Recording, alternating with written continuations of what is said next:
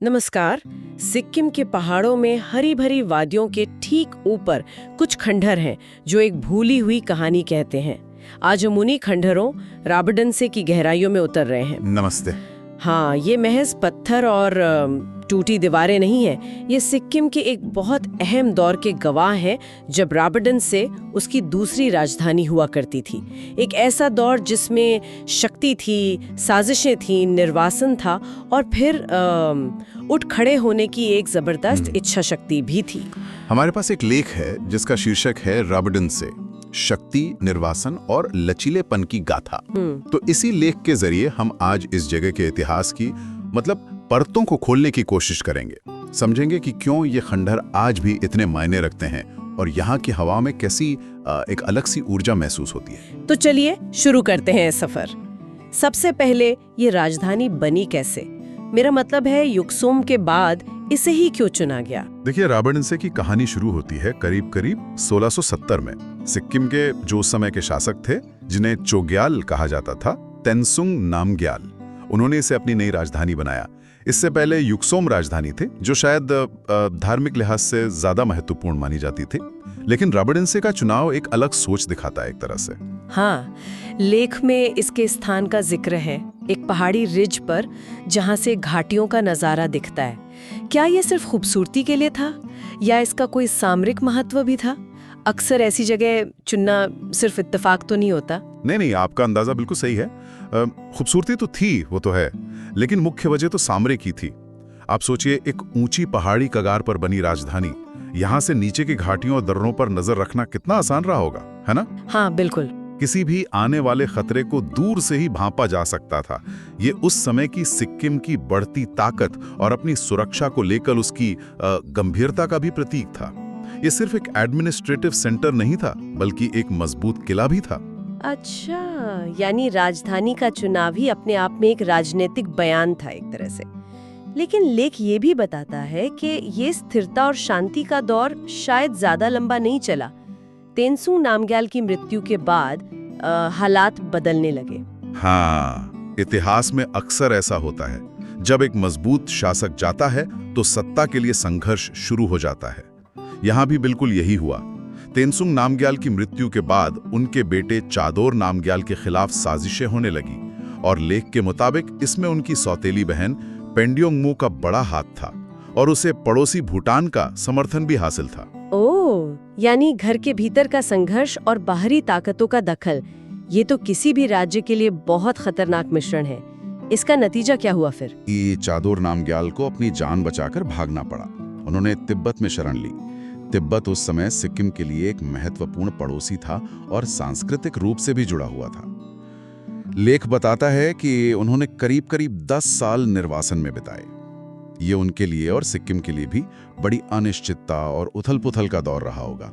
10 साल निर्वासन में, ये तो बहुत लंबा समय है। क्या उन्होंने वापसी की कोशिश की या हार मान ली? नहीं, बिल्कुल नहीं। उन्होंने हार नहीं मानी। तिब्बत की मदद से उन्होंने अपनी सेना को फिर से संगठित किया और वापस सिक्किम आकर अपना खोया हुआ सिंहासन हासिल किया। पर यह वापसी आसान नहीं रही होगी, जाहिर है। इसमें यकीनन और संघर्ष हुआ होगा और यहीं पर ये खंडहर और भी ज्यादा प्रासंगिक हो जाते हैं। ये जो टूटी दीवारें आज हम देखते हैं ना, ये उसी सत्ता संघर्ष, उसी निर्वासन के दर्द और फिर वापसी की जद्दोजहद की मूक गवाह हैं। ये बात तो सोचने वाली है।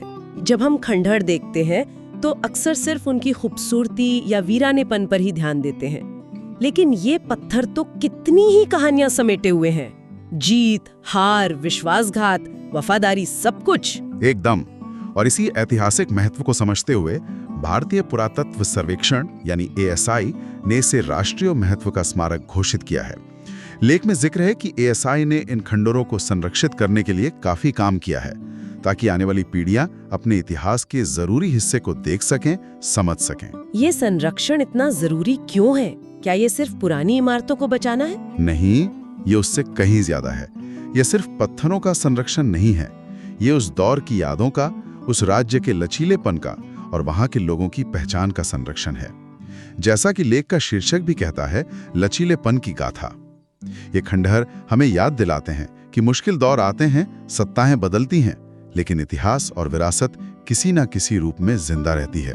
यह हमें अपनी जड़ों से जोड़ते हैं। अच्छा, अब अगर हम उस जगह पर खुद मौजूद हों, मान लीजिए, तो कैसा महसूस होता होगा? लेख में खंडहरों तक पहुंचने के रास्ते का बड़ा दिलचस्प वर्णन है। ऐसा लगता है जैसे आप किसी दूसरी दुनिया में जा रही हो। हाँ, लेख बताता है कि मुख्य खंडहरों तक पहुंचने के लिए आपको एक शांत घने जंगल से गुजरना पड़ता है। रास्ता काई से ढका हुआ, पुराना सा। जरा कल्पना कीजिए, आप उस प्राचीन पत्थर के रास्ते पर चल रहे हैं, जिसके दोनों ओर ऊंचे पेड़ों पर रंगीन प्रार्थना ध्वज हवा में फहरा रहे हैं।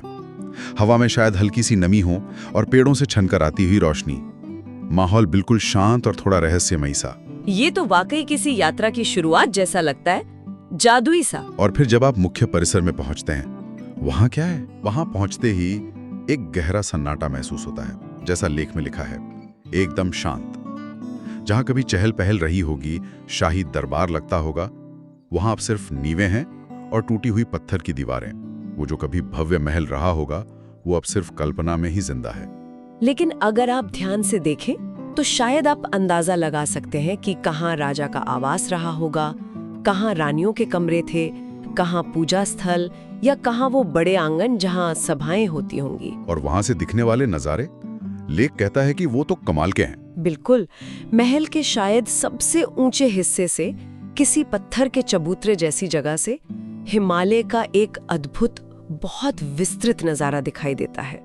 और अगर मौसम साफ हो, जैसा कि लेख में बताया गया है, तो आप बर्फ से ढके कंचनजंगा की चोटी को साफ देख सकते हैं। और कंचनजंगा को तो सिक्किम का संरक्षक देवता माना जाता है ना? हाँ, बिल्कुल। सोचिए, उस समय के शासक हर सुबह इस भव्य नजारे को देखते होंगे। ये नजारा शायद उन्हें उनकी शक्ति और उनके राज्य की भव्यता का एहसास कराता होगा, रोज। इतिहास, प्रकृति और आध्यात्मिकता का ऐसा संगम कमाल है। लेकिन इस माहौल में जहाँ इतना कुछ घटा हो, क्या कहानियाँ और किंवदंतियाँ भी जन्म लेती हैं? लेख में फुसफुसाते पत्थर जैसे शब्दों का इस्तेमाल हुआ है। इसका क्या मतलब है? कुछ अजीब है क्या वहाँ? हाँ, ये बहुत दिलचस्प पहलू है। देखिए, जहाँ इतिहास इतना गहरा होता है ना, वहाँ लोक कथाएं और किंवदंतियाँ अक्सर साथ साथ चलती हैं। लेख में स्थानीय मान्यताओं का जिक्र है, जिनके अनुसार इस महल को सिर्फ छोड़ा नहीं गया था, बल्कि ये शापित था। शापित? हाँ, कहा जाता है कि जो सत्ता संघर्ष और विश्वासघात शाही परिवार के भीतर हुआ, उसने इस जगह पर एक तरह की नकारात्मक आध्यात्मिक छाप छोड़ी है। अरे, शापित। ये तो कहानी को और भी रहस्यमय बना देता है।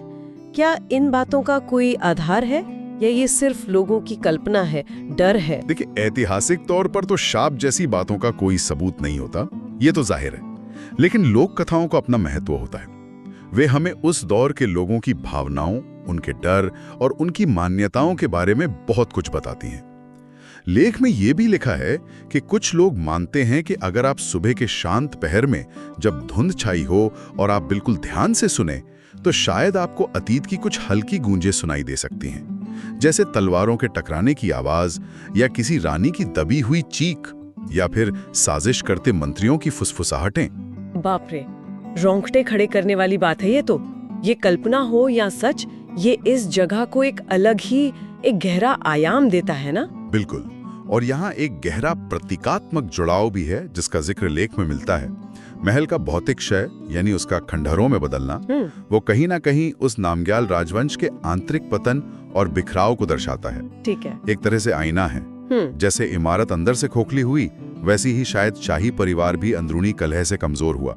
ठीक है। तो ये सिर्फ एक ऐतिहासिक स्थल नहीं रह जाता, ये एक ऐसी जगह बन जाता है जहां इतिहास जैसे सजीव महसूस होता है। इसका मतलब ये हुआ कि राबिन्स्ते सिर्फ सिक्किम के इतिहास का एक पन्ना नहीं है, बल्कि ये उस क्षेत्र की मिलीजुली संस्कृति का भी प्रतीक है। निश्चित रूप से, बिल्कुल। सिक्किम अपनी भौगोलिक स्थिति के कारण हमेशा से ही विभिन्न संस्कृतियों का एक संगम स्थल रहा है। तिब्बत, भूटान, नेपाल और भारत के मैदानी इलाके, इन सब का प्रभाव यहाँ की संस्कृति पर साफ पड़ा है। राबडेंसे में भी ये संगम झलकता है। तिब्बत से आया बौद्ध धर्म का गहरा प्रभाव वहाँ के मठों और प्रार्थना ध्वजों में दिखता है। साथ ही लेख स्थानीय लेप्चा लोगों, जो सिक्किम के मूल निवासी माने जाते हैं, उनकी योद्धा भावना का भी जिक्र करता है। वो भी शायद उस दौर की राजनीति और समाज का एक अहम हिस्सा रही होगी। और बाद में हिंदू तत्वों का भी समावेश हुआ होगा, जाहिर है। तो ये खंडर सिर्फ राजाओं और लड़ाइयों की कहानी नहीं कहते, बल्कि विभिन्न विश्वासों और जीवन जीने के तरीकों के आपस में मिलने की कहानी भी बयान करते हैं। हाँ बिल्कुल, ये एक बहुस्तरीय स्थल है, ऐतिहासिक भी है, सामरिक भी और आध्यात्मिक भी। यहाँ अतीत और वर्तमान जैसे मिलते हैं। ये हमें एक ऐसी दुनिया की झलक देता है जहाँ राजनीति, धर्म और स्थानीय परंपराएं एक साथ मिलकर उस समय के समाज को आकार दे रही थी। ये उस दौर की जटिलता और समृद्धि को दर्शाता है जो सिर्फ सत्ता के संघर्ष तक ही सीमित नहीं थी। वाकई एक जगह में इतनी सारी परतें छिपी होना हैरान करता है। अच्छा, अगर कोई श्रोता इस इतिहास को, इस माहौल को खुद महसूस करना चाहे, तो वहां तक पहुंचने के बारे में लेख में कुछ व्यावहारिक जानकारी भी दी गई है, जैसे कैसे जाएं, कब जाएं। हाँ, लेख में इसका संक्षिप्त विवरण है। अगर कोई हवाई जहाज से जाना चाहे तो सबसे नजदीकी हवाई अड्डा पश्चिम बंगाल में बागडोगरा है, और अगर ट्रेन से तो निकटतम प्रमुख रेलवे स्टेशन न्यू जलपाईगुड़ी है, NGP जिसे कहते हैं। ये भी पश्चिम बंगाल में ही है।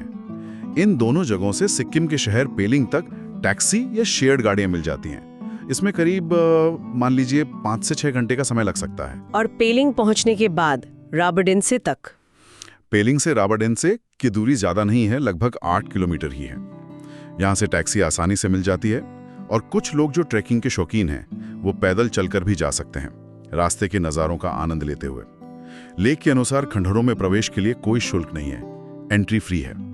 लेकिन हाँ, मुख्य द्वार पर वाहनों के लिए पार्किंग शुल्क देना होता है। और वहाँ खाने पीने या दूसरी सुविधाओं के बारे में कुछ बताया गया है? हाँ, एक जरूरी बात लेख में बताई गई है कि खंडहर परिसर के अंदर खाने पीने की कोई दुकान या स्टॉल वगैरह नहीं है। इसलिए बेहतर है कि पीने का पानी और कुछ हल्का फुल्का नाश्ता अपने साथ लेकर जाएं। पार्किंग क्षेत्र के पास बुनियादी शौचालय की सुविधा उपलब्ध है, ये बताया गया है। ठीक है। और वहाँ जाने का सबसे अच्छा समय कौन सा रहता है मौसम के लिहाज से? लेख के मुताबिक घूमने के लिए सबसे अच्छा समय 2 मौसमों में होता है। एक तो वसंत ऋतु यानी मार्च से मई के बीच, तब फूल खिले होते हैं और मौसम बहुत सुहावना रहता है। दूसरा है शरद ऋतु यानी सितंबर से नवंबर के बीच, जब मानसून के बाद आसमान एकदम साफ होता है और पहाड़ों, खासकर कंचनजंगा के नज़ारे बहुत साफ और शानदार दिखते हैं। मानसून में यानी जून से अगस्त बारिश के कारण रास्ता थोड़ा फिसलन भरा और मुश्किल हो सकता है, और सर्दियों में दिसंबर से फरवरी काफी ठंड हो सकती है। तो कुल मिलाकर राबाडेंसे की कहानी सिर्फ एक पुरानी राजधानी के खंडरों की कहानी नहीं है। ये कहानी है बुलंदियों को छूने की, फिर निर्वासन का अंधेरा देखने की, और फिर तमाम मुश्किलों के बावजूद टिके रहने की, यानी लचीलेपन की। बिल्कुल सही। और ये कहानी है संस्कृतियों के मिलने की भी, जहां अलग अलग धाराएं आकर एक होती हैं।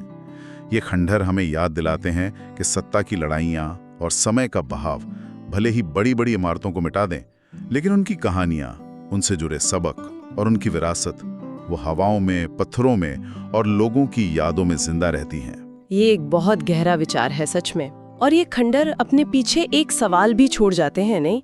जब हम इन टूटी दीवारों को देखते हैं और इनके पीछे की सत्ता और महत्वाकांक्षा की कहानियों को सुनते हैं, तो मन में आता है। कैसा सवाल? यही कि क्या ये महज एक पुराने राज्य की कहानी है, या ये इंसान के स्वभाव का ही एक आईना है? क्या सत्ता की भूख, साजिशें, उत्थान और पतन की ये दास्तां सिर्फ राबाडेंसे तक ही सीमित है, या ये हर युग में अलग अलग रूपों में अलग अलग किरदारों के साथ खुद को दोहराती रहती है? सोचने वाली बात है।